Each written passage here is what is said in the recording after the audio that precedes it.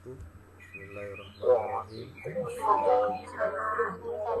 Alhamdulillahirrahmanirrahim.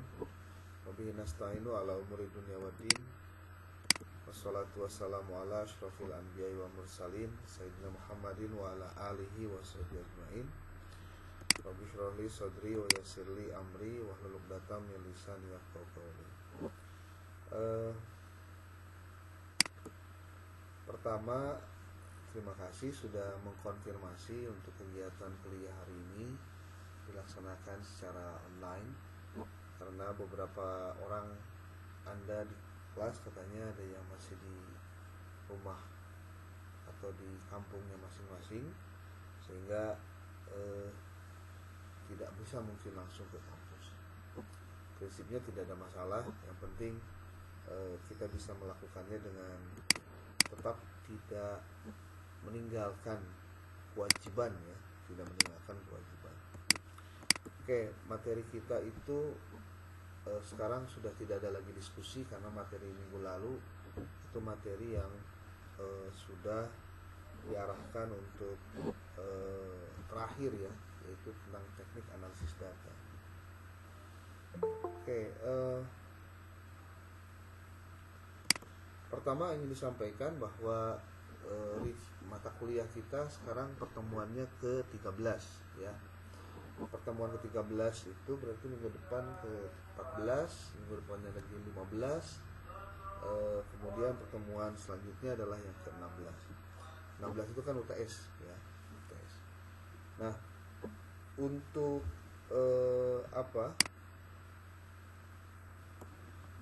untuk problem perkuliahan, Bapak pernah minta kepada PJ untuk konsultasi dengan prodi, kira-kira apakah untuk buku pedoman penyusunan skripsi itu ada di mana tuh? Ada di Prodikah atau di Fakultaskah atau di Al-Jamiah? Sudah ada yang konfirmasi belum? Mungkin ada yang bisa jawab.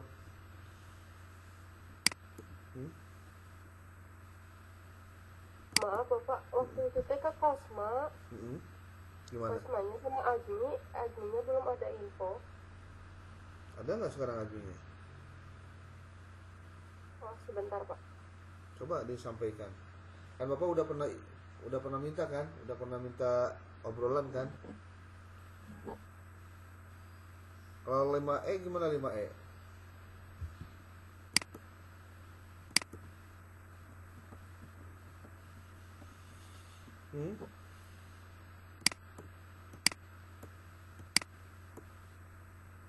Halo?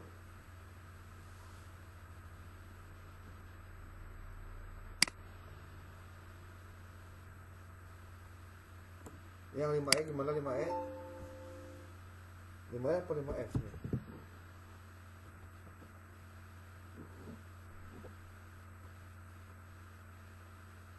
Iya Bapak, sama udah minta kan, kita PG-nya berdua ya sama Rian, tapi Riannya belum ada info juga. Coba di ini atuh. Disampaikan gitu maksudnya. Di obrolan, coba di obrolan. Gimana gitu?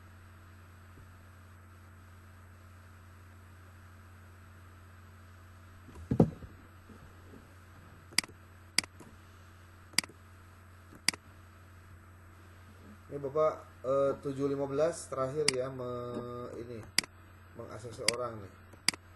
Lebih dari itu nggak diakses dulu. Nanti aja tunggu. Ada 8 orang nih.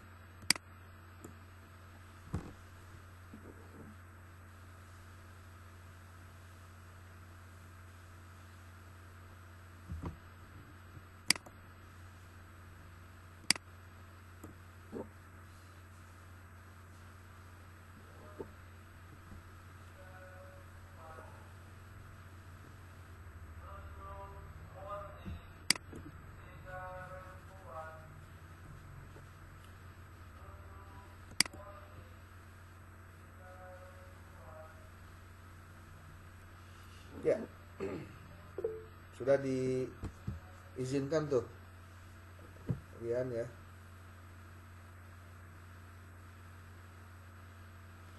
Oke, kita akan masuk ke sesi tanya jawab yang Bapak kemarin minta kepada PJ untuk mengumpulkan pertanyaan yang diambil dari teman-teman yang belum pernah bertanya ataupun juga yang mau bertanya lagi. Kita lihat pertanyaannya seperti apa. Kita mulai dari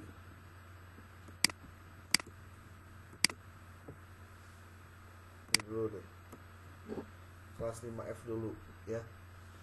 Sudah kelihatan belum share screen-nya?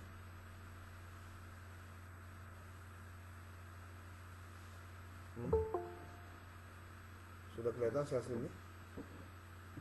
Belum pak. Hah? Belum? Kenapa ya?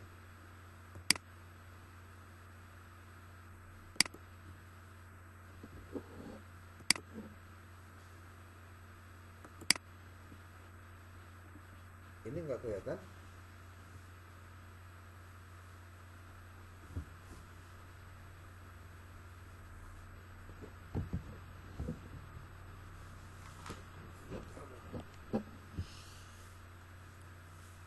Share screen-nya nggak kelihatan? Belum? Tidak pak. Kenapa ya? Coba ulangi.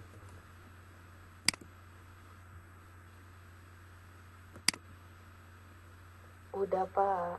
Nah, udah. Ada pak. Bapak jadi tutup. Ada pak. Oh, mungkin tampilannya lambat ya. Iya. Iya pak ya.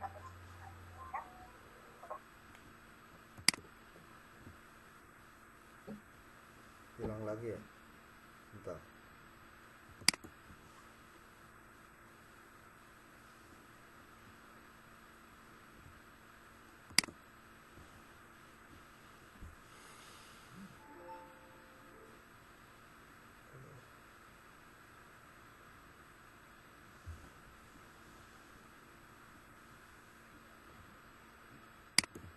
Oke, kita mulai saja dengan kelas F.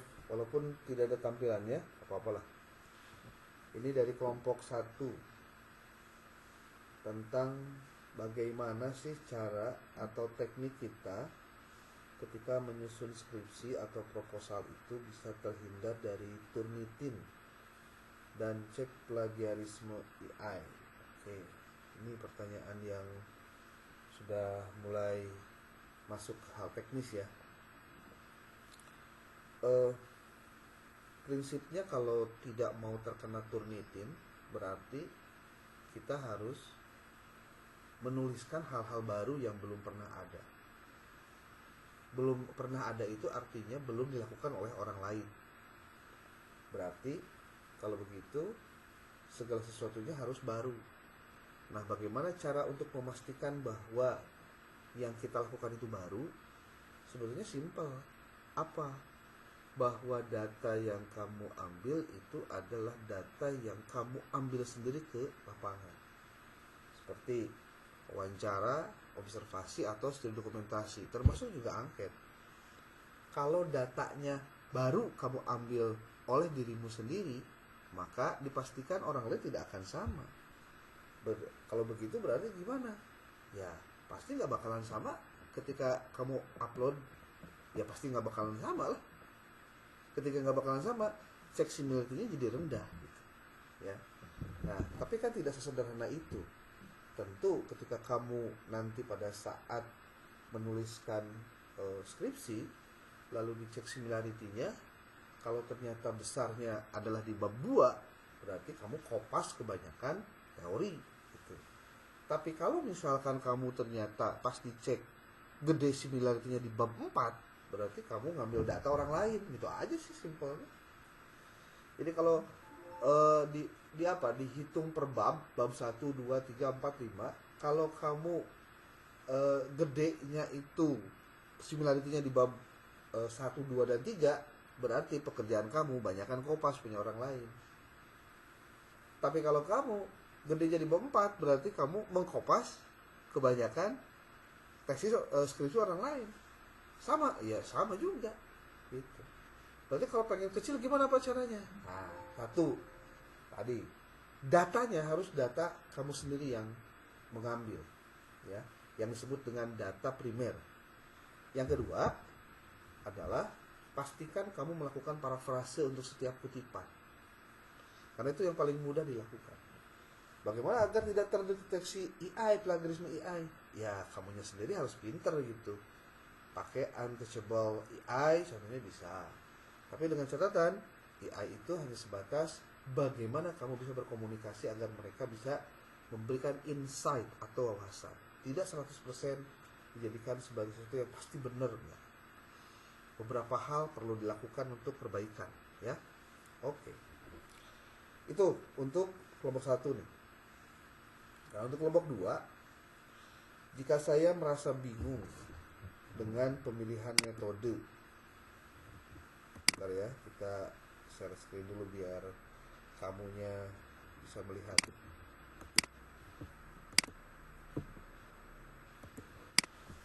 Jika saya merasa bingung dengan pemilihan metode kuantitatif dan kualitatif, apa indikator utama yang harus saya pertimbangkan untuk memilih salah satu? Indikator utamanya adalah tujuan kamu sendiri apa. Tujuan itu maksudnya gimana Pak? Saya belum ngerti. Kalau kamu ingin mendapatkan penjelasan yang rinci tentang kenapa itu sampai terjadi, bagaimana dan seterusnya, nah berarti itu kamu bertanya hal-hal yang bersifat kualitatif. Tetapi kalau kamu bertanyanya seperti ini, seberapa besar pengaruh dari faktor X ke Y? Seberapa besar hubungan antara X ke Y? Kemudian apakah ada perbedaan antara siswa yang belajar di pesantren dengan siswa yang tidak belajar di pesantren untuk prestasi mata pelajaran PAI contohnya. Nah itu berarti kalau pertanyaan itu yang kamu ajukan, berarti kamu mengarah pada kuantitatif kalau begitu.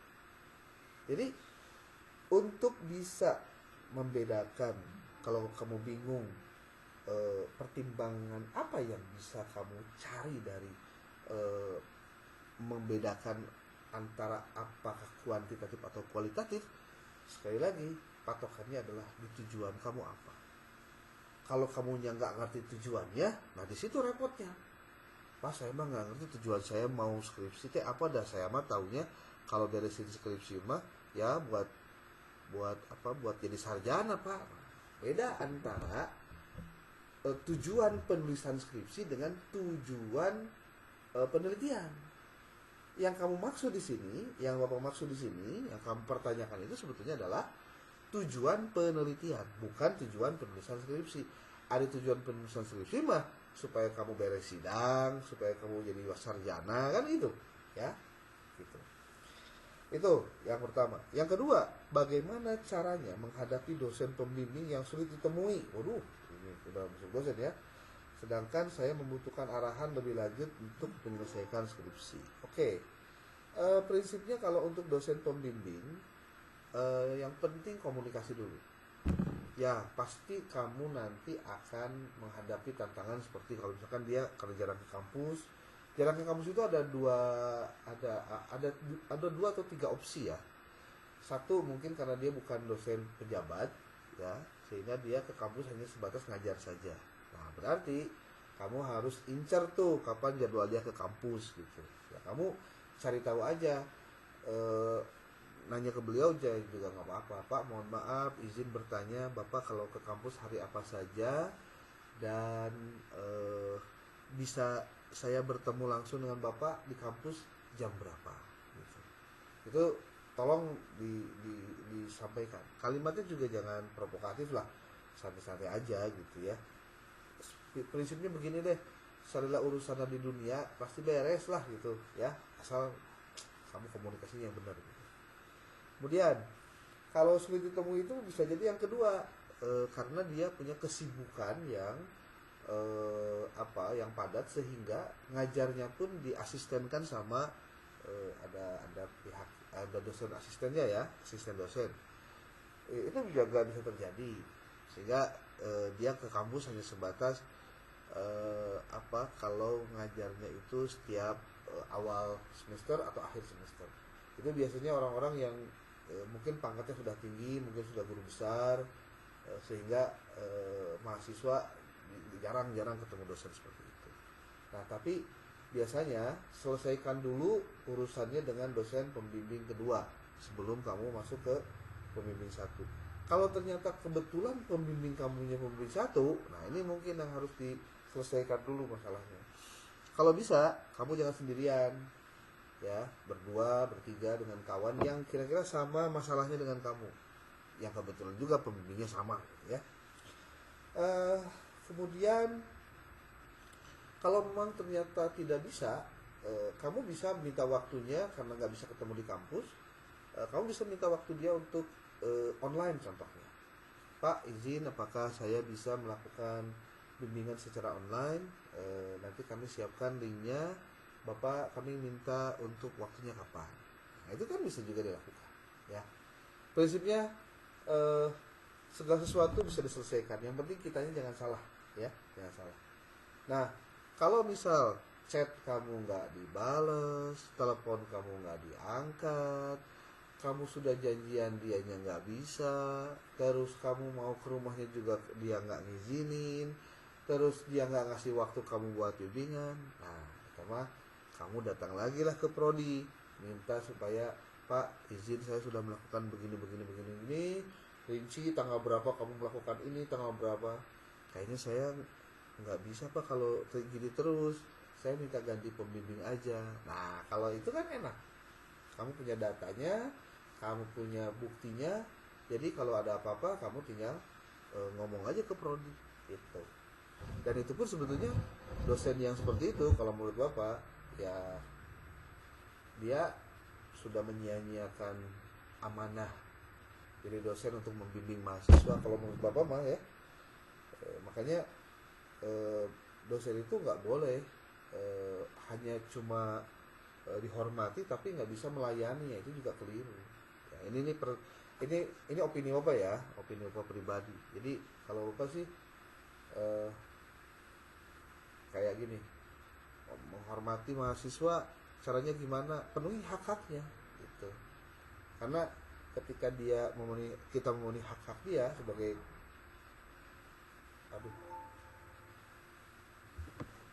apabila kita memenuhi hak-hak kita, ya kita memenuhi hak-hak dia, berarti kita bisa menyesuaikan dengan kebutuhan dia. Sebenarnya gitu aja sih. Nita, sebentar ada tamu dulu ya, sebentar.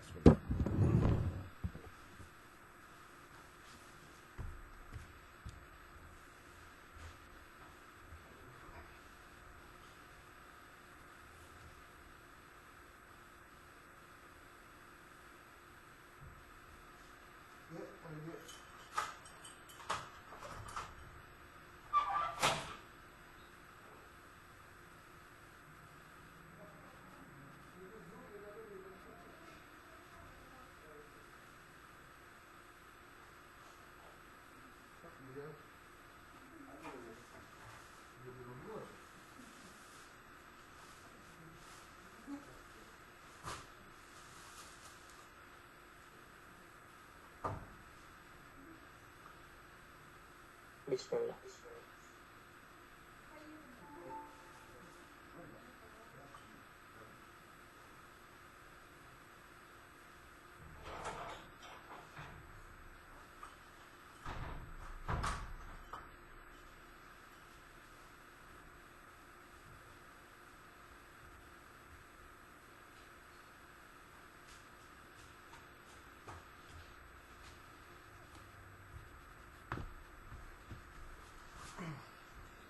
Oke.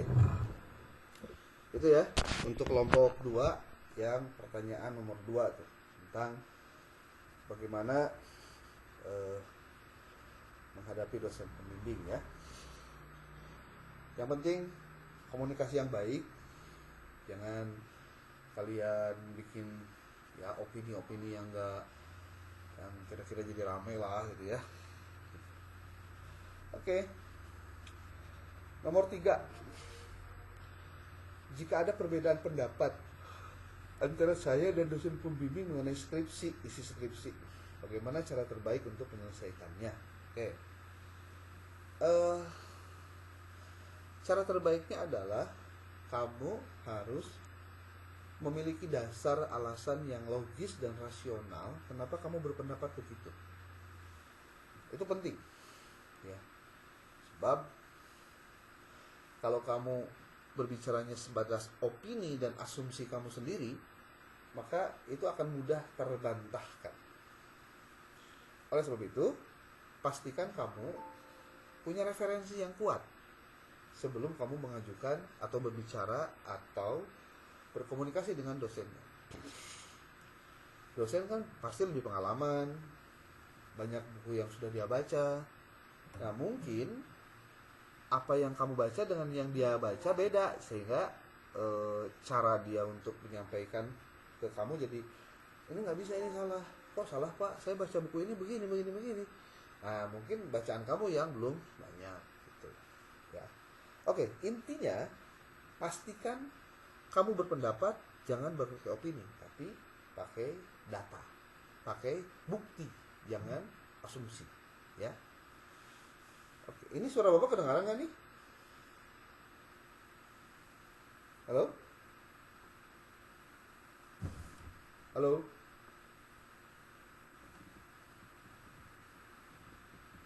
Ini suara Bapak kedengaran nggak?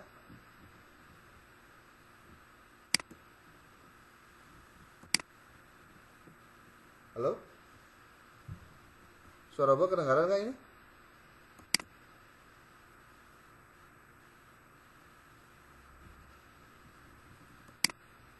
Kok nggak ada yang nyaut?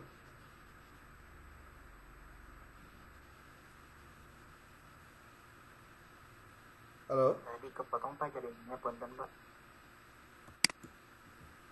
Oke. Sekarang suaranya kedengaran nggak? Kedengeran Bapak. Makanya. Ya gitu masuk galanya.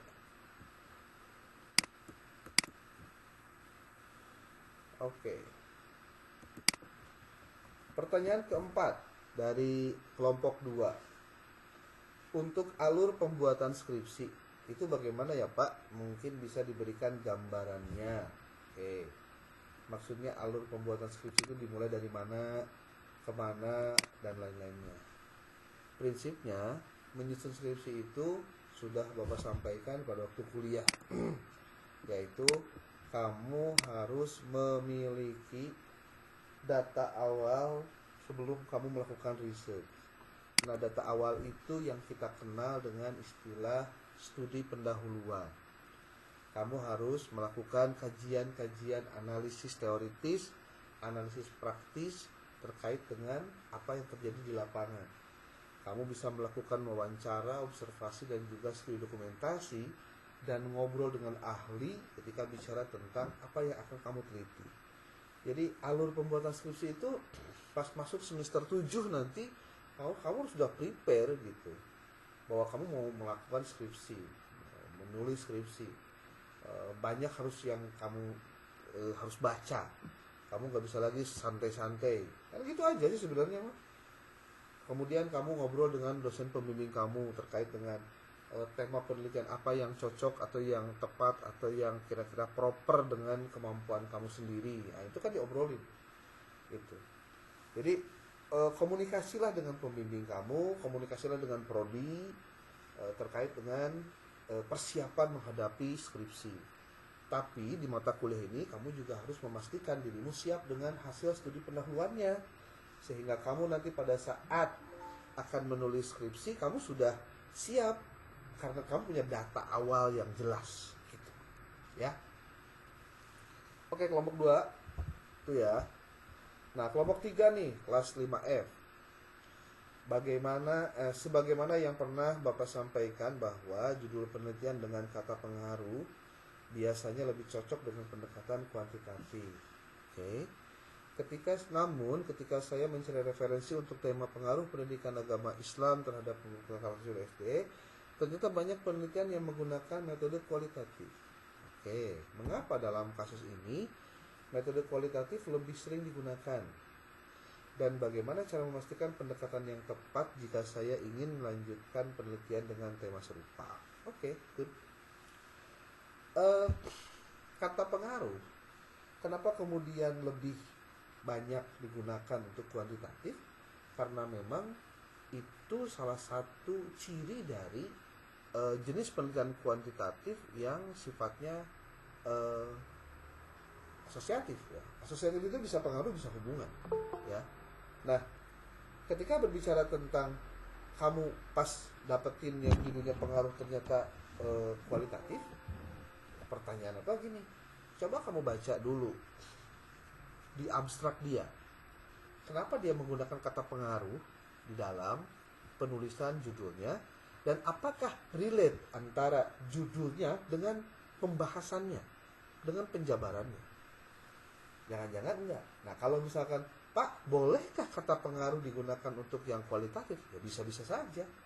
Tapi sekali lagi tidak lazim kalau dalam penelitian skripsi atau dalam penelitian yang berbasis pada kebutuhan untuk kelulusan S1, S2, S3.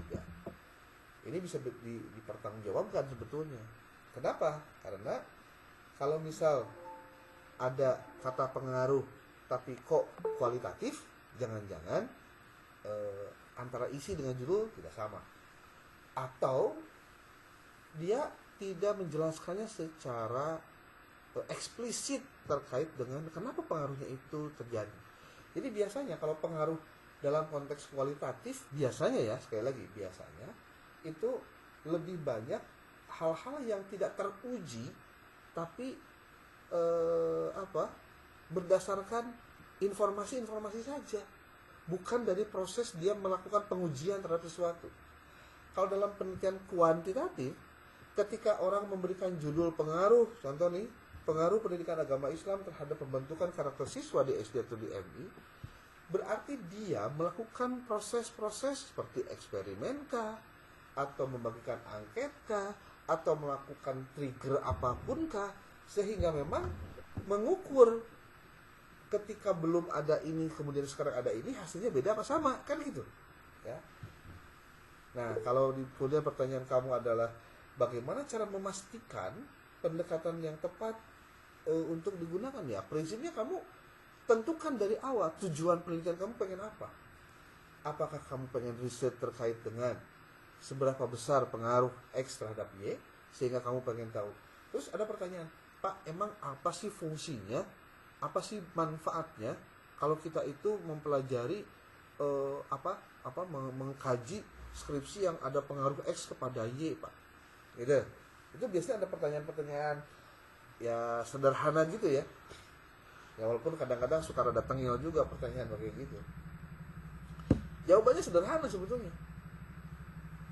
Ketika kita sebagai peneliti tahu seberapa besar persentase X kepada Y, maka kita akan memberikan penekanan perhatian bahwa sisi inilah yang membuat perubahan terhadap Y-nya menjadi tinggi.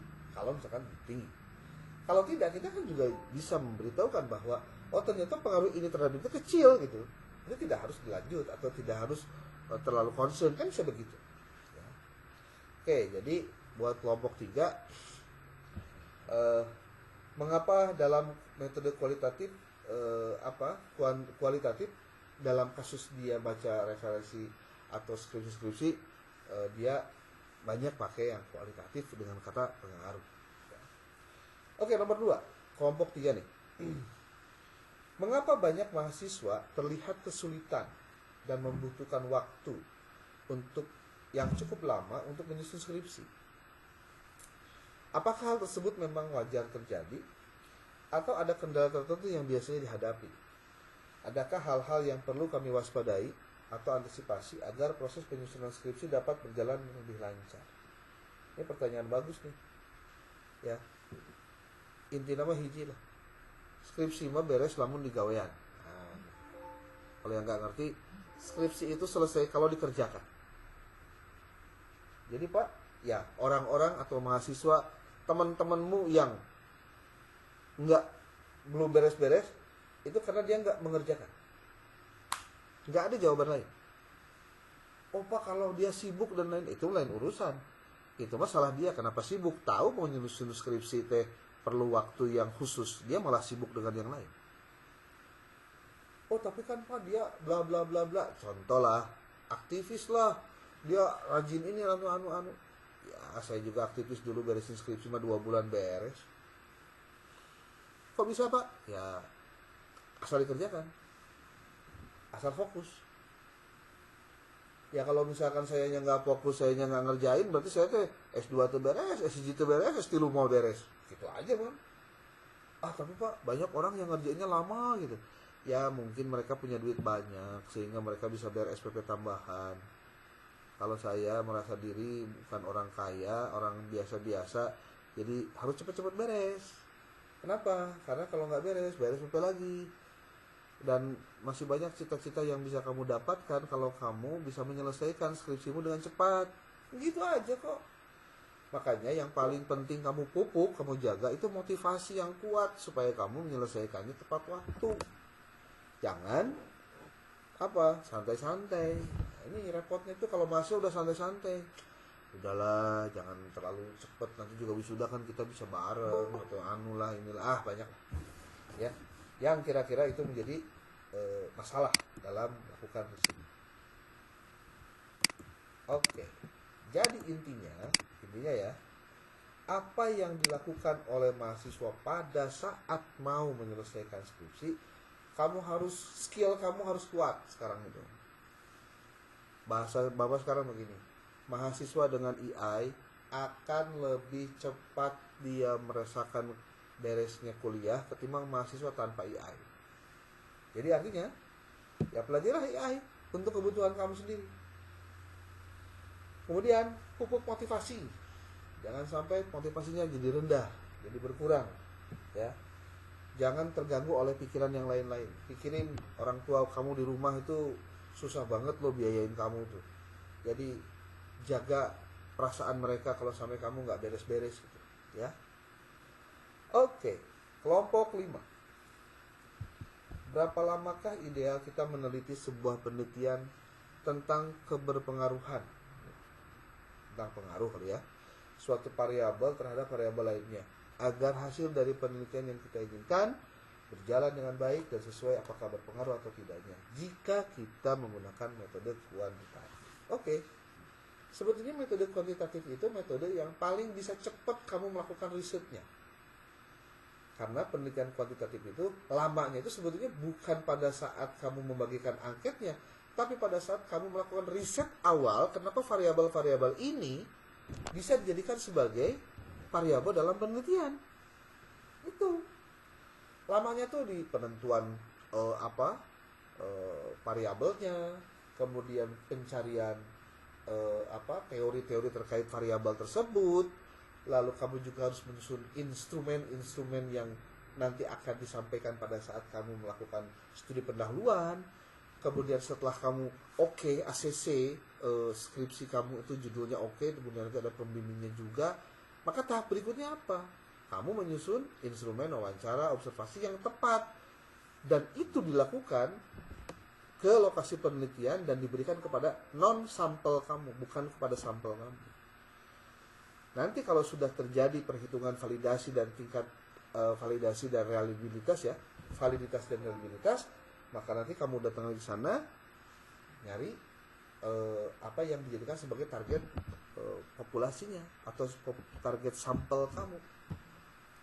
Udah kalau gitu mah beres. Jadi kalau ditanya Pak, berapa lama nih menelitinya? Sebetulnya sebulan juga udah beres. Sebulan itu gimana? Dah kamu ke lapangan untuk membagikan angket mah ukur 2 kali. Pada saat kamu uji validitas dan reliabilitas instrumen, dan setelah itu pada saat kamu mengambil data, pada saat datanya diberikan kepada responden. Itu aja kok. Pas sebulan beres-beres, sebulan beres. Tapi kenapa jadi loba nu 3 bulan, 4 bulan, 5 bulan, bahkan setahun tuh beres-beres? Tadi teh jawabannya digawe ya. Menurut pandangan Bapak, apa saja kesalahan umum yang sering dilakukan mahasiswa dalam menentukan atau merumuskan variabel penelitian? Oke. Kesalahan pertamanya, dia tidak membaca buku, dia tidak membaca artikel jurnal, dia tidak memulai dengan riset.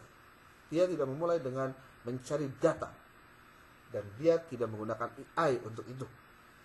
Loh, Pak, emang kenapa gitu? Kenapa gimana? Rata-rata kalau mahasiswa disuruh untuk coba kamu sampaikan judul penelitian kamu, dia pasti akan cocokologi. Naon jeung naonna dihijikeun variabel dan penting jadi judul. Nah, ini kan keliru sekali. Dan itu harus diakhiri, jangan sampai kekeliruan ini terus berlanjut. Tugas kamu adalah memastikan bahwa apa yang kamu teliti itu memang benar, itu aja. Itu, ya. Ini buat kelompok 6 nih, ya. Kelompok berapa tadi? Kelompok 5 ya, kelompok 5 nomor 2 pertanyaannya. Jadi kesalahan umumnya itu adalah karena mereka tidak membaca referensinya, bahkan yang lebih ekstrim dia tidak melakukan studi pendahuluan. Jadi rek penelitian teh siga anu santai-santai padahal ada tahapan yang harus dia lakukan.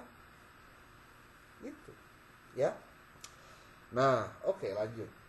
Itu dalam rangka merumuskan variabel, betul. Kesalahan merumuskan variabel itu jangan gegabah. Jangan-jangan faktor X-nya itu nggak ada yang menjadi faktor pengaruh Y, kan bisa jadi begitu. Oke, kelompok 6. Pak, kan proposal itu adalah tahap awal untuk melanjutkan ke penelitian skripsi. Nah, bagaimana cara kita untuk bisa cepat dalam mengerjakan proposal itu sendiri? Apakah ada minimal referensi yang digunakan untuk proposal penelitian dan bagaimana agar meminimalisir revisi sehingga penelitian skripsi bisa cepat dilaksanakan dan diselesaikan? Nah, ini pertanyaan bagus juga nih. Tipsnya adalah kamu baca deh YouTube yang terkait dengan penulisan latar belakang, pendahuluan, bagaimana cek plagiasi, bagaimana menulis teori atau metodologi penelitian. Kenapa? Karena sesungguhnya pengetahuan kamu hari ini kalau ditunjang dengan ilmu-ilmu yang didapat dari cara belajar mandiri seperti tadi, ya kamu akan menjadi mahasiswa pada umumnya yang tidak punya kemampuan apa-apa. Tapi kalau kamu ingin cepat, kan bahasanya ingin cepat ya kamu belajarnya cepat dulu dong gitu. Baca dulu yang benar, gimana caranya menggunakan AI, bagaimana caranya menyusun pendahuluan. Kalau kamu bisa pakai AI, gimana caranya, kemudian cari referensi kayak gimana, semua bisa dilakukan. Ya. Dan apakah bisa cepat? Kayaknya kalau saya jadi mahasiswa seperti kalian di zaman sekarang dengan teknologi yang luar biasa, kayaknya saya butuh hanya waktu tidak lama deh, seminggu juga harus beres skripsinya. Ya paling yang jadi repot itu kalau saya harus melakukan wawancara, observasi, studi dokumentasi ketika pengumpulan untuk data studi pendahuluan. Tuh. Ya. Jadi bagaimana meminimalisir revisi? Ya kamu pedomani dulu penjelasan yang terdapat di dalam buku panduan. Karena buku pedoman penulisan skripsi itu adalah pedoman yang disepakati oleh dosen dan juga mahasiswa agar si mahasiswa nulis sesuai dengan yang tertera di dalam buku pedoman gitu. Jadi jangan sampai salah kaprah gitu ya. Cina iya Pak, buku pedomannya salah. Ya kalau buku pedomannya salah tinggal bener ke pedomanannya. Tapi selama itu ada di buku pedoman, ikuti karena itu adalah panduannya. Jadi kalau kamu ditanya sama pembimbing, kamu kenapa nulis begini? Ini bagiannya kok begini nulisnya? Pak, ini ada di buku bimbingan, di buku penulisan skripsi kayak gini Pak, di halaman sekian. Tuh kalau kamu ngomong begitu, dia nggak bisa ngomong tuh, ya. Tuh. Oke, next. Kelompok 7. Izin bertanya Bapak mengenai menentukan variabel ketika kita ingin melakukan eksperimen ataupun penelitian. Apakah ada kriteria khusus menurut Bapak harus dipertimbangkan saat memilih variabel yang akan diuji, terutama yang berkaitan dengan variabel kontrol variabel? Dan juga kalau boleh tahu bagaimana cara kita menentukan variabel yang tepat dalam suatu penelitian, terutama jika ada masalah, jika ada banyak faktor yang bisa mempengaruhi hasil. Oke. Skripsi itu cukup 2 variabel ya, X dan Y. Selesai. Kalau di tesis rata-rata sudah di atas 3 atau 4. X1, X2, X3, Y. Tuh, ya. Nah, sekarang kalau pertanyaannya, ada kriteria khusus nggak yang harus dipertimbangkan dalam memilih variabel? Ya, variabel itu hakikatnya kan masalah sebetulnya. Masalah yang dipertanyakan di dalam wacana dan obrolan itu kemudian dioperasionalisasi menjadi variabel penelitian gitu. Jadi kalau ada pertanyaan tadi, apa yang perlu dipertimbangkan dalam memilih variabel? Kamu pertimbangkan masalahnya apa gitu. Dan dari masalah itu lahirlah variabel gitu ya. Apalagi terkait dengan variabel kontrol, ya iyalah, kan ada variabel terikat. Oke, ada variabel bebas, ada variabel terikat. Yang terikat itu yang y-nya, yang apa, yang bebas itu yang x-nya. Mungkin maksud kamu nih, pertanyaan terakhir, bagaimana cara kita menentukan variabel yang tepat dalam suatu penelitian, terutama jika faktor yang penghasil. Kamu baca berbagai riset. Nah, intinya pentingnya kamu membuka tabel anotasi yang pernah Bapak sampaikan teh. Makin kamu menemukan bahwa ternyata variabel ini berpengaruhnya tinggi dan besar, maka kamu bisa uji itu untuk penelitian kamu di lapangan.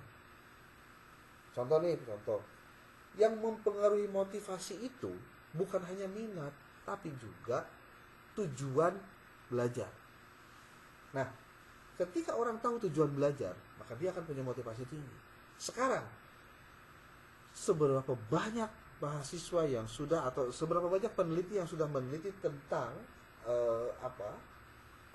minat, tentang motivasi itu terkait dengan motivasi minat yang tinggi. Kalau ternyata banyak yang melakukan risetnya, berarti kamu tinggal cari apakah ini akan ditindaklanjuti menjadi penelitian saya, karena ternyata faktor yang mempengaruhi itu ternyata banyak sekali nih yang berpengaruhnya. Tapi ini lebih banyak lagi. Contoh nih, X-nya itu adalah minat belajar. Y-nya itu adalah aktivitas siswa dalam belajar. Jadi minat dengan aktivitas. Minat berpengaruh terhadap aktivitas, itulah ya. Nah, pertanyaan paling mudahnya adalah, coba kamu cari seberapa banyak penelitian tentang aktivitas belajar yang dipengaruhi oleh apa? Oleh minat belajar. Kalau ternyata banyak, berarti kamu bisa katakan ini adalah faktor yang dominan yang melakukan perubahan. Pak, novelty-nya apa kalau misalkan saya bertemu dengan dua variabel seperti itu? Kamu bisa penelitian lapangan langsung untuk membuktikan apakah di lokasi tempat kamu hasilnya akan sama dengan yang dilakukan terjadi di yang lain. Itu ya. Oke, itu kelompok 7. Kalau kamu nggak ngerti, nanti tanyakan ulang ya. Kelompok 8. Bagaimana studi pendahuluan membantu peneliti memahami penelitian-penelitian sebelumnya yang serupa dan mengidentifikasi celah-celah yang belum terpecahkan. Nah, ini sebetulnya sudah lewat ya. Karena mengapa studi pendahuluan itu penting? Karena dia ini membantu peneliti memahami penelitian sebelumnya yang bahkan mungkin serupa atau tidak serupa, dan dapat mengidentifikasi kira-kira ada nggak celah, gap yang bisa dia masuki untuk dijadikan sebagai novelty. Nah, itu maksudnya. Jadi ini kelompok 8 sebetulnya yang kamu sampaikan ini adalah hal mendasar kenapa kemudian studi pendahuluan itu penting ya.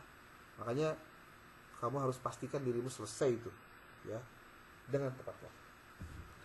Oke, ini kelompok siapa? Kelompok F.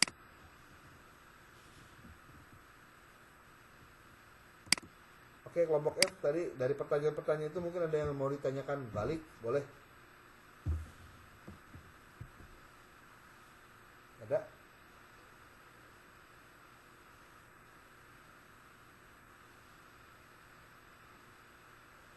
Ada kelompok F? Sudah cukup, Pak. Oke.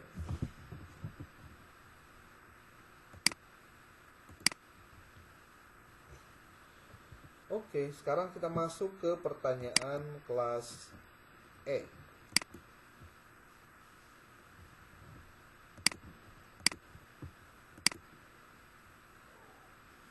Mudah-mudahan filenya kelihatan. Sudah? 5E. Belum terlihat, Pak. Tuh, coba deh. Tunggu dulu.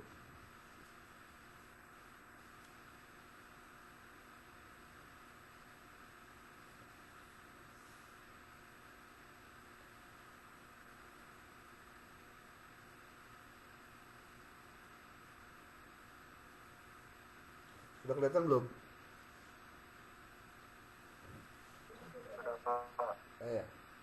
Oke. Kelompok kelompok ya. Mutiah Khairunisa. Pertanyaannya terkait studi pendahuluan. Kan itu untuk menentukan apakah judul yang akan kita teliti, sebetulnya bukan judul ya, masalah. Tepatnya masalah. Dapat dilanjutkan atau tidak? Bagaimana jika ternyata pihak sekolah tidak memberikan izin untuk penelitian lebih lanjut ke proposal? Apakah harus mengulang studi pendahuluannya? Ya, lakukan studi pendahuluan. Sebetulnya gini, kamu tuh belum studi pendahuluan, cuma kamu datang dulu ke sekolahnya minta izin untuk studi pendahuluan. Kalau itu saja ditolak, berarti kamu tinggal pindah lagi aja. Kan kamu belum studi pendahuluannya belum. Ngerti itu maksudnya? Jadi kamu kan belum studi pendahuluan, kamu baru izin datang ke lokasi bahwa kamu mau melakukan studi pendahuluan. Kalau ternyata ditolak, ya sudah cari tempat lain aja. Jadi izinnya itu izin untuk melakukan dulu. Itu.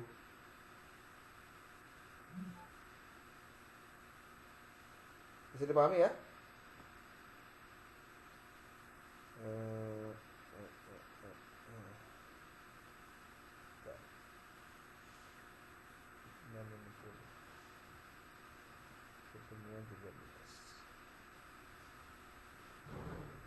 Oke. Nomor 2. Apakah harus mengulang studi pendahuluannya? Ya enggak lah. Maksudnya kan belum dilakukan. Ngerti nggak maksudnya? Ini Mutia, paham kan maksudnya Mutia? Kamu baru datang ke sekolah. Bapak izin. Hah? Gimana? Jadi awalnya itu kan datang ke sekolah dulu. Itu tuh kan via ayah aku kan. Maksudnya aku bilang saya mau studi pendahuluan tentang peran program tahfiz terhadap peran program tahfiz dalam meningkatkan prestasi belajar di mata pelajaran Al-Quran Hadis. Nah, terus ya coba aja wawancara dulu ibu pembina program tahfiznya. Nah, terus aku tuh bikin kan, berarti itu tuh udah diizinkan. Itu enggak, Pak? Belum, sebetulnya belum diizinkan. Nah, terus Sebenarnya belum diizinkan itu mah. Itu mah baru kamu awal-awal. Karena kalau izin itu harus langsung si kepala sekolahnya yang ngomong. Ayah kamu itu kepala sekolah bukan? nah iya, jadi pas datang ke sekolah itu baru ketemu sama kepala sekolahnya. Terus kata kepala sekolahnya, gimana tadi udah ngobrol belum sama pembina tahfiznya? Udah ibu, tadi itu pas sebelum pembukaan, karena ibu masih membimbing pembukaan guru-guru, jadi Muti itu langsung ke pembina tahfiznya karena kan lagi proses screening juga di depan. Nah, jadi dari kepala sekolahnya tuh udah ada izin buat aku ngewawancara pembina tahfiznya tentang program tersebut gitu, untuk studi pendahuluan. Nah, cuman pas habis studi pendahuluan itu kan Bapak ngasih tugas untuk step selanjutnya ke proposal. Terus? Ya, nah pas itu Muti komunikasi lagi sama kepala sekolahnya. Nah, untuk itu mah belum bisa ngasih izin karena emang kalau proposal mah kan langsung merujuk ke sekolahnya gitu, Pak. Ya kalau sebenarnya sih ini problem yang harus diselesaikan ya. Jadi sebetulnya ngobrol kamu tuh harusnya lengkap gitu. Lengkap tuh gini, Bu, izin saya tuh mau rencana penelitian skripsi, cuma didasari dengan atau diawali dengan saya harus membuat ini. Kira-kira kalau saya melakukan riset itu di sini, Ibu mengizinkan nggak? Gitu. Itu obrolan dari awal itu, ya, obrolan dari awal. Mungkin ini persoalannya di komunikasi aja sih, apa-apa. Kamu datang lagi kadinya lah, ngobrol-ngobrol lagi, pasti bisa. Kamu tahu nggak alasan kenapa kepala sekolah kamu nolak dia untuk kamu melakukan riset di situ? Jadi itu Pak, emang ada permintaan dari pihak sekolahnya itu untuk tidak mencantumkan nama sekolahnya gitu Pak. Jadi di studi pendahuluan pun di situ mungkin nggak nyantumin nama sekolah, tapi cukup di madrasah ibtidaiyah aja gitu Pak. Oh ya udah, Ya nggak apa-apa, nggak apa-apa. Paling kamu nanti nulis di dalam judulnya MIX bisa. Iya Pak. Kalau sekolahnya berkeberatan namanya dicantumkan lengkap, nggak masalah. Terus ini Pak mau nanya lagi boleh Pak? Nah, kemarin tuh sempat minta PDF buat panduan skripsi ke kakak tingkat. Nah, terus udah dikasih sama kakak tingkatnya. Nah, bentuk proposalnya itu di template-nya itu, kalau untuk proposal itu cuman kayak rancangannya aja gitu ya Pak? Iya. Jadi cuman kayak sampai kita merencanakan proses penelitian itu. Iya, udah nggak banyak, paling 20-30 lembar lah. Oh iya. Baik, Bapak. Ada Terima bukunya kasih, Pak. emang dikasih dari kampus apa? Kalau kata kakak tingkat mah semester 5 tuh belum Pak, jadi baru dikasih itu semester 7. Tapi kemarin aku dapet PDF-nya dari kakak tingkat yang semester 7. Berapa lembar itu? Berat-berat. Oh ya. Coba kirim ke Bapak deh. Ya. Nanti mau dikirim ke PJ, nanti PJ kirim ke Bapak. Oke, boleh. Biar kita pelajari Baik, ya, Bapak. kita pelajari. Ya, ya Pak. Oke. Kasih Nuti. Oke, nih pertanyaan keduanya nih. Bagaimana cara memastikan bahwa konseptualisasi masalah penelitian tidak hanya relevan secara akademis tapi juga aplikatif dan konteks sosial tertentu? Jawaban mudahnya ya kamu harus mendapatkan masalah penelitiannya di lapangan. Artinya, kalau kamu melakukan studi pendahuluan dulu ya, kemudian kamu melihat aktivitas di lapangan, maka kamu ketika nanti mengetahui di situ ada masalah, maka kamu juga sedang memberikan kontribusi pemikiran menyelesaikan masalah yang terdapat di lapangan. Itu aja sih sebenarnya. Ya. Oke. Nok Windy. Jika hasil penelitian menunjukkan bahwa hipotesis yang diajukan tidak terbukti, bagaimana cara menafsirkan hasil tersebut dalam konteks kontribusi ilmiah tanpa menyimpulkan bahwa penelitian ini gagal? Apakah ada cara untuk memanfaatkan hasil negatif dari dalam penelitian? Oke. Dalam penelitian tidak ada penelitian yang gagal. Oke. Mau itu hasilnya positif atau hasilnya negatif, penelitian itu tetap bermanfaat.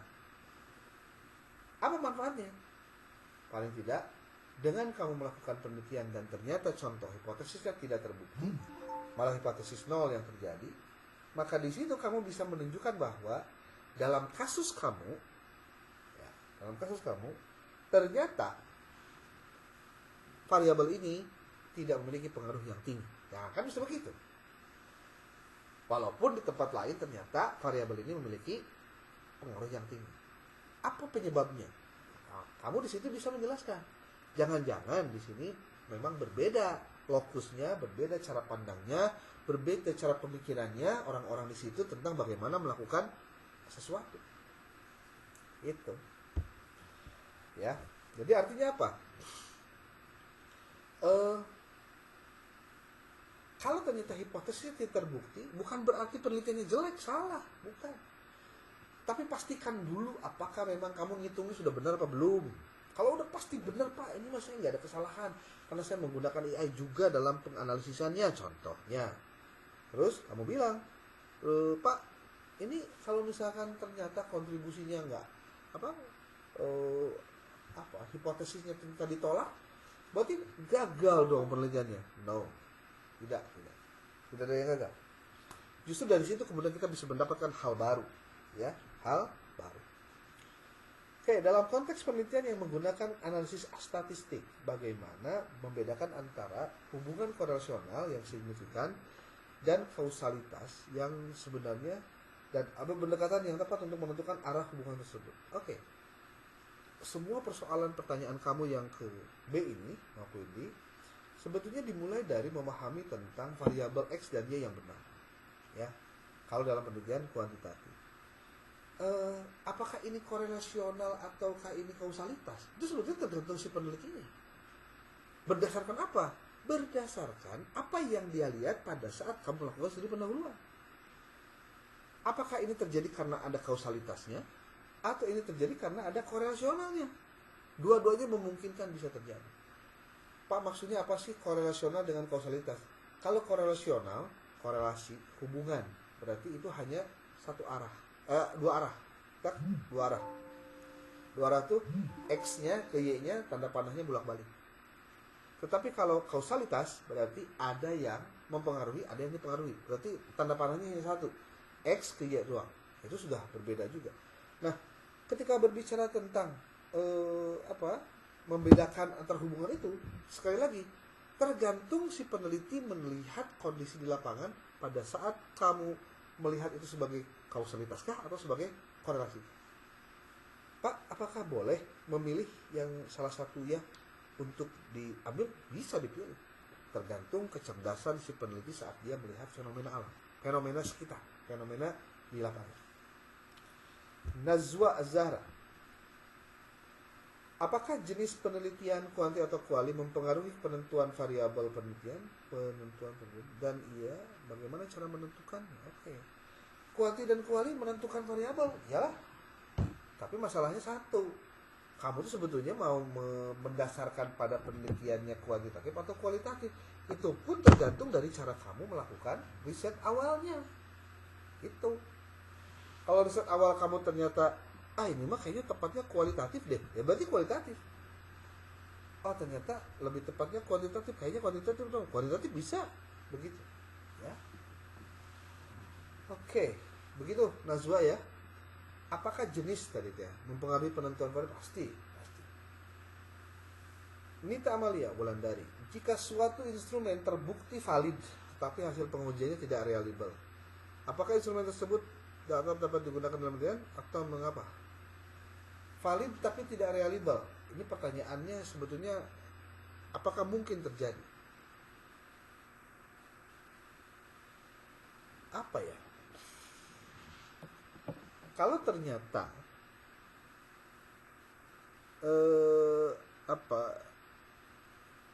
kalau sudah valid pasti reliable. Kalau tidak valid dan tidak reliable, nanti masalahnya bakal berbeda lagi dalam konteks penelitian yang sebenarnya harus dilakukan.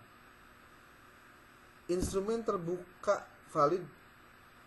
valid tapi tidak reliable. Apakah instrumen tersebut tetap dapat digunakan? Ya nggak bisa lah, ganti. Tapi sepengetahuan Bapak, kalau sudah valid pasti reliable. Tapi kalau misalkan kebanyakan tidak, gimana Pak? Ya jangan pakai. Gitu, ya. Dalam penelitian kuantitatif, bagaimana menangani hasil uji validitas dan reliabilitas yang menunjukkan inkonsistensi antar dimensi? Kayak barusan mungkin ya. Sementara itu dalam penelitian kualitatif, bagaimana memastikan bahwa alat pengumpulan data seperti pedoman wawancara tetap sesuai dengan tujuan penelitian meskipun fleksibel. Ya ini tergantung dari tujuan risetnya, termasuk kamu menggunakan wawancara, observasi, studi komunikasi. Sekali lagi itu tergantung kebutuhan dari si peneliti itu sendiri. Ya, tidak bisa dipaksakan kamu harus pakai wawancara dong. Nggak butuh kumaha. Karena kebanyakannya contoh tidak memerlukan wawancara. Contoh saja ya. Lalu, bagaimana jika data yang dikumpulkan dalam penelitian ternyata kurang mendalam untuk menjawab rumusan masalah? Apa strategi yang bisa dilakukan? Apakah mengulang wawancara, menambah jumlah responden, atau mungkin mengubah fokus pengumpulan data agar penelitian ini tetap relevan dan valid? Yang pertama, kamu harus tahu yang namanya penelitian kualitatif. Kalau wawancara itu ada key informant. Informan itu informan ahli, informan kunci. Jadi kalau kamu tidak melakukan pendalaman terhadap key informan ini, berarti kamu yang salah. Gitu. Jadi kudu naon itu tahu dulu key informan siapa. Sehingga kalau kamu tahu key informan ya berarti pertanyaan mendalam itu ke dia sebetulnya. Dari key informan nanti dia kamu diarahkan oleh dia untuk bertanya ini, tanya ke sini, tanya ke sini. Nah itu snowball rolling tuh akhirnya. Dari satu ke beberapa orang gitu. Kalau ditanya ternyata kurang mendalam, ya salahnya bukan salah siapa-siapa, salah kamu lah yang melakukan riset, ya. Mungkin kamu kurang dalam menyampaikan pertanyaan yang tidak sesuai pada pedoman, atau kamu bikin wawancara tapi tidak pakai pedoman. Nah, itu salahnya. Itu salah banget.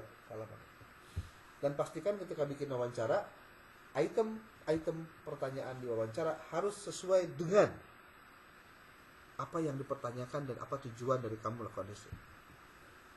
Gitu. Oke.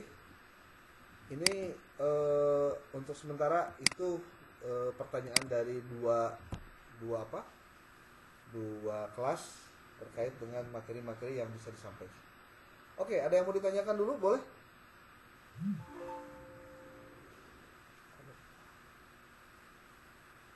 Ada?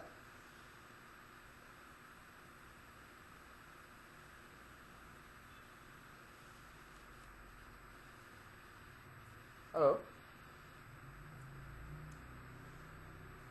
Kedengaran suaranya? Ya benar Bapak. Terima Yuk. Pak. Ini siapa nih yang raise hand, silakan. Nafiah Nur dan Nabila. Bapak izin bertanya beberapa pertanyaan. Tapi sederhana Pak, jadi pernah dengar kalau misalkan dalam bidang pendidikan itu taraf signifikansi dalam data itu boleh 10% untuk S1, apakah di UIN juga berlaku Pak? Soalnya rata-rata pakainya yang 5% gitu Pak. Maksudnya gimana, ulangi? Kan biasanya kalau pakai sampel tuh taraf signifikansinya tuh 5%. Nah, tapi pernah dengar kalau misalkan untuk S1 itu 10% udah cukup gitu. Nah, apakah boleh pakai yang 10% kalau nanti skripsian? Jangan 10% lah, 5% aja. Kalau ditanya, nah ini ada pertanyaan nih, Pak, kenapa nggak boleh 10% signifikansi tapi 5%? Nah, pertanyaannya kamu tanya balik dulu, kamu ngerti nggak istilah signifikansi 5% apa 10%? Itu dulu. Jadi tingkat error itu bisa ditolerir kalau sampai 5%, itu maksudnya. Kalau kamu 10% ditolerir berarti gede banget gitu loh. Ngerti nggak maksudnya? Jadi kalau pertanyaan paling gampangnya itu adalah, Pak, apakah saya boleh melakukan taraf signifikansi 10%? Boleh, karena memang ada aturannya.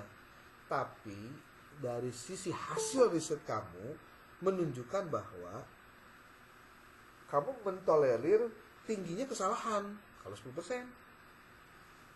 Makanya makin sedikit sebetulnya makin bagus. Nah, 5 itu disepakati sebagai jalan tengah sebetulnya gitu, ya, jalan tengah. Oke. Ada lagi? Sama satu lagi Pak, penasaran pandangan Bapak. Kan cukup penasaran ya Pak sama kualitas jurnal-jurnal yang terindeks itu. Banyak penulisan yang mensyaratkan kayak harus terindeks Scopus, Sinta dan sebagainya. Terus di samping itu ketika kita tuh punya artikel misalkan terus ingin terindeks tapi lewat seleksi kan cukup lama.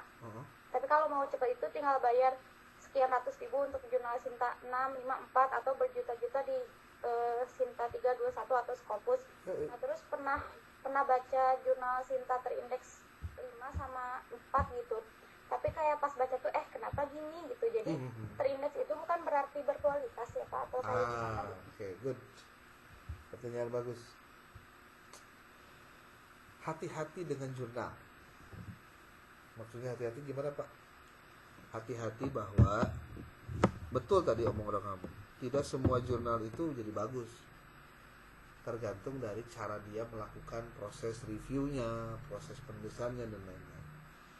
Pas saya lihat ada Sinta begini tapi begini-begini, ya berarti nanti juga jurnal yang begitu bakal tewas dengan sendirinya, percaya deh. Karena dia tidak mempertahankan integritas kualitas gitu. Pak, kalau jurnal yang berbayar berarti jelek ya? Bukan, salah dan keliru itu. Kenapa jurnal itu berbayar? Karena memang segala sesuatunya dibayar. Bayangin ya, OJS-nya memang gratis, tapi websitenya bayar, hostingnya bayar, doi-nya bayar. Kemudian orang yang ngelola jurnalnya juga harus diperhatikan ya, minimal rokok, kopi, makannya. reviewer juga ya ada juga sih yang berintegritas, dia nggak mau dibayar lah, yang penting saya sudah berkontribusi, diberi sertifikatnya, syukur lah secara online gitu ya sertifikatnya, nggak masalah. Nah, kalau kemudian kamu melihat ternyata artikel di Sinta tertentu kurang bagus, berarti memang pengelolaannya yang kurang bagus. Jadi kalau ditanya, Pak, berarti bayar itu tidak menentukan, atau jurnal terakreditasi juga belum menentukan juga? Enggak juga. Sebenarnya gini, itu mah kamu kebetulan aja ketemu sama jurnal yang abal-abal lah, atau jurnal, kalau bahasa saya sih jurnal predator lah, atau jurnal abal-abal ya, jurnal namanya itu. Yang dia itu prinsipnya aya oke jurnal teh kan ukurnya ngan duit unggul aya. Gitu. Gimana cara nyari duitnya?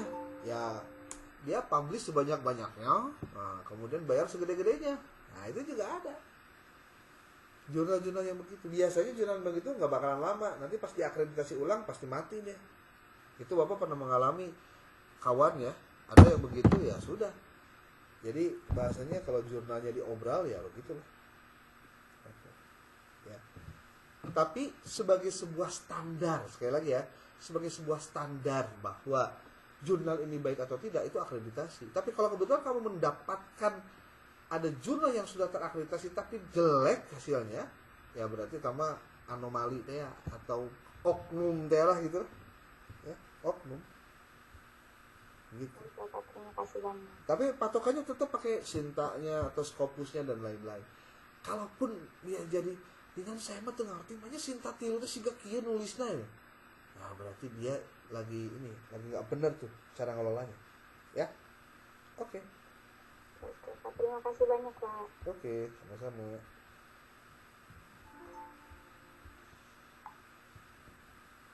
Ada lagi?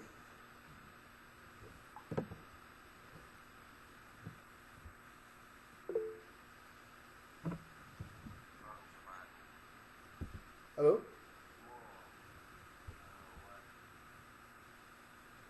Bapak izin bertanya. Boleh.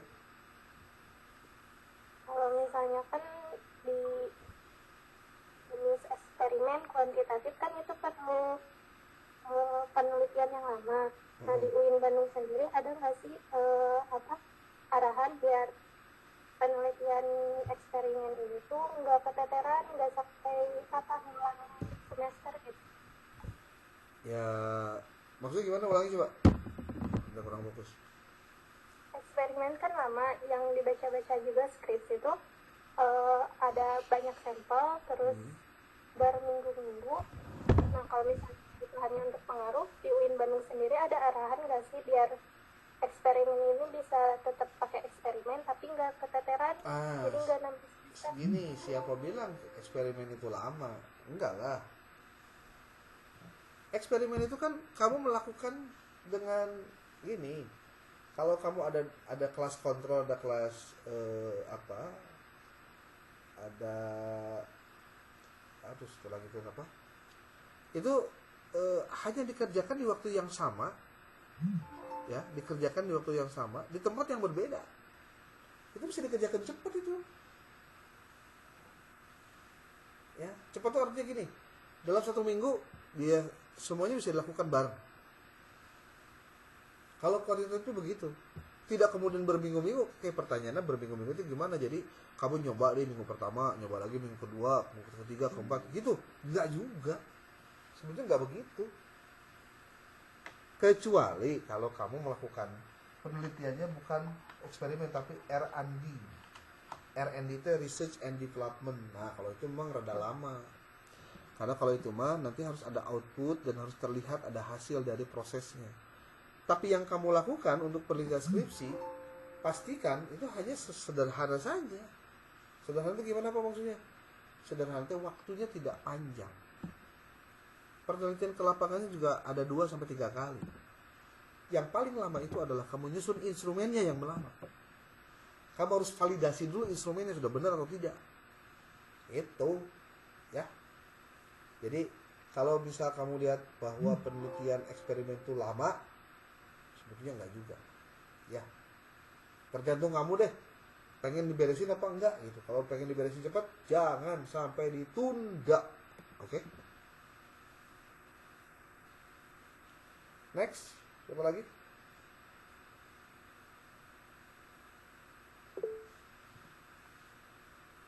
Oke, Salwa, silakan. Baik, Bapak izin bertanya. Kan kalau di universitas lain itu ada selain jalur skripsi seperti harus menerbitkan artikel tingkat 4 misalnya. Nah, kalau di UIN sendiri apakah ada jalur artikel itu, dan kalau ada bagaimana jika ingin mengajukan jalur tersebut? Oke. Terima kasih. Terima kasih. Pertanyaannya bagus. Pak, di UIN Bandung apakah ada yang sudah lulus pakai artikel? Sudah. Di Fakultas Tarbiyah sudah. Di jurusan Pendidikan Kimia. Bapak pernah lihat ada flyersnya, ada ininya, ada beritanya. Ya, ada beritanya. Kamu tinggal tanya aja ke prodi. Kira-kira saya nggak tidak mau bikin skripsi tapi bikin artikel aja yang publish, gimana Pak? Tapi kamu percaya atau tidak? Sebenarnya yang dituliskan di dalam artikel itu adalah hasil penelitian. Apa ulang ya? Yang dituliskan oleh si mahasiswa pada saat dia menyusun artikel itu hakikatnya adalah hasil penelitian. Nah, output hasil penelitian itu ada buku, ada artikel, ada skripsi, ada laporan tesis, dan seterusnya, dan seterusnya. Jadi kamu jangan kaget. Emang Pak lamun nyanyiin artikel oke penelitian? Ya iyalah penelitian lah, dia dapat data dari mana kalau dia nggak melakukan riset? Gitu. Jadi lamun cukup apa, kamu mending bikin aja penelitiannya. Jadi kan skripsi, dari skripsi kamu bisa konversi ke artikel jurnal. Jadi kamu skripsi boga, artikel jurnal boga, kan bagus. Gitu ya. Oke. Oke, next.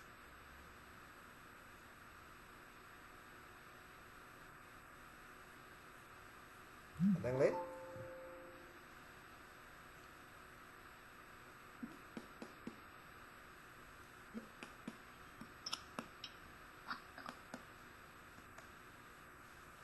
Ada? Ada lagi? Ini Bapak ditinggal tidur apa ini? Ya, cukup Pak dari saya mah. Ada jempling ini. Oke, ini pertemuan yang terkait dengan penyampaian jawaban-jawaban terkait dengan persiapan penyusunan proposal ya. Kamu dari mulai sekarang pelajari tentang bagaimana teknik penyusunan proposal. Bapak barusan dikirim, nanti mudah-mudahan bisa dipelajari cepat. Kalau sudah nanti disampaikan deh kira-kira gimana nih kalau bikin proposal itu.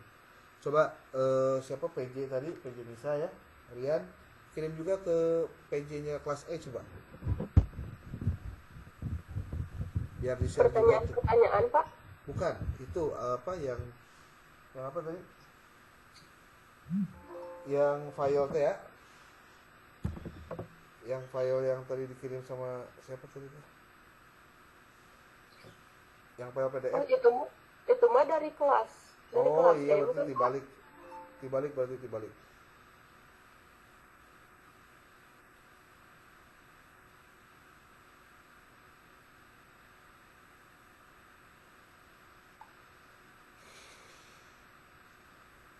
PJ Nita mana PJ Nita? Iya, Pak. Nah, coba kamu share ke si Rian Nisa untuk pedoman penulisan skripsinya tuh yang UIN ya. Coba dipelajari baik-baik. Coba sekarang tugas kamu semua coba pelajari dulu pedoman itu.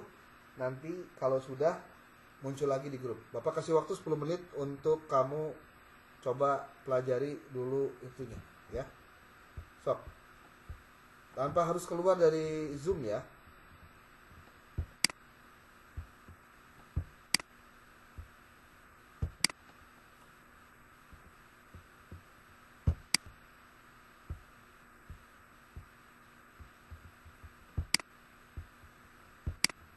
Gimana? Sudah dibuka?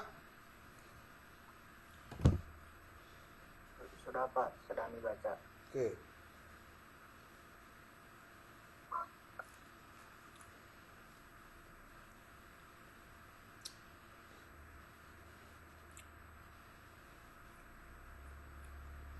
Ini tahun 2019.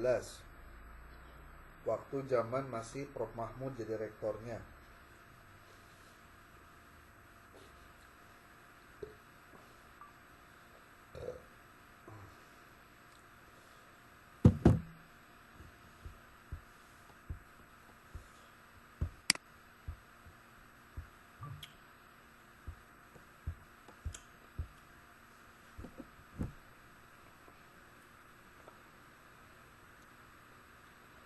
Berarti ini tidak perlu lagi kemana-mana. Ini sudah apa?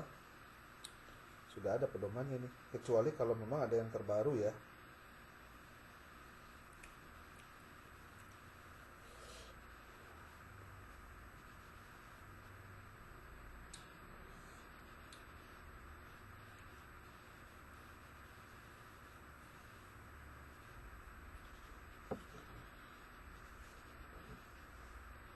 Ada komentar dulu sebelum dilanjut?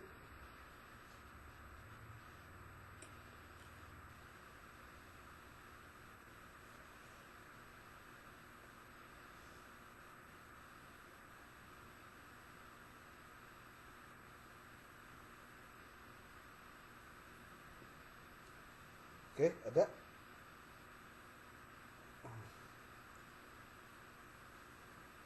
Pak, punten untuk proposal sendiri pengajuan itu berarti sampai bab 3 berarti Pak ya? Iya. Sebetulnya kalau hitungannya bab ya bab 3.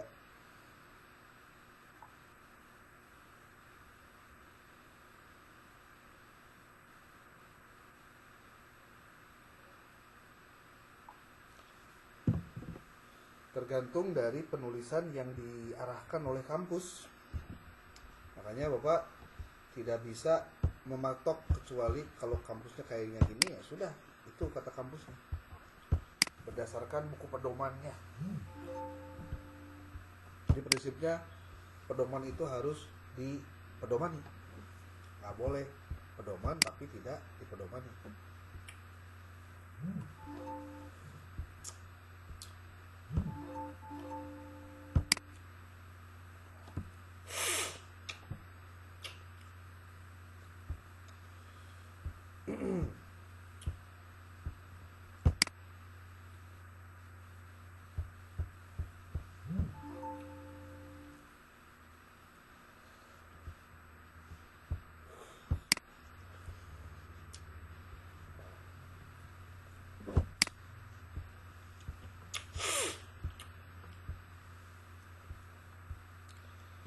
Coba kalian lihat nih share screen Bapak.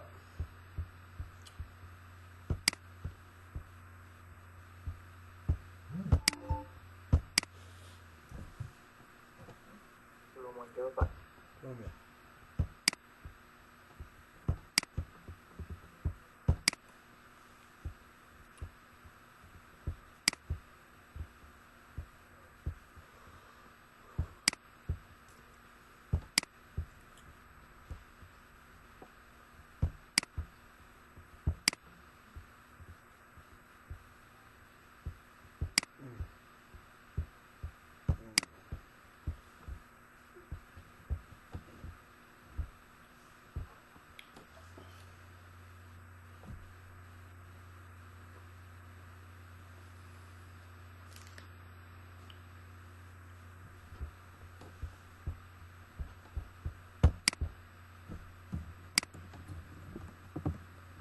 Sudah ada tampilan?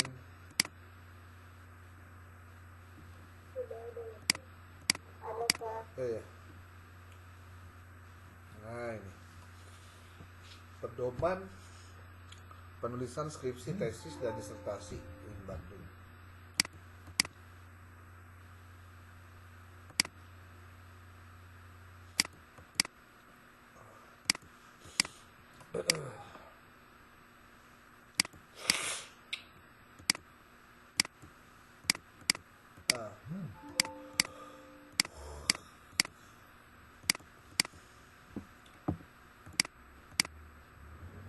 etika penelitian ilmiah.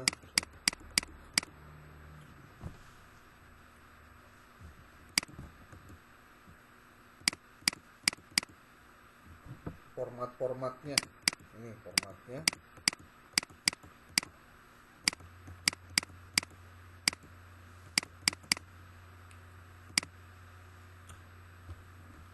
Oke, ini bab 3 bagian akhir. Bab 3 ya, bagian akhir.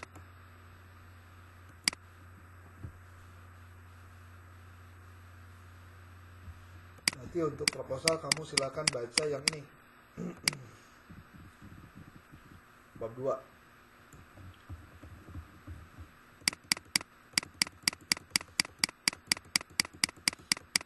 Nih, bab 2 ini. Format proposal. Kamu pelajari aja itu, ya. Halaman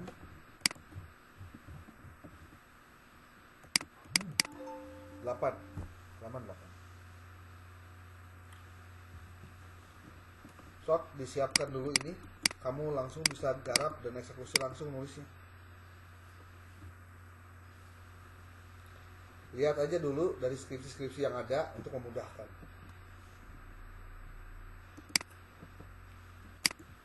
Oke.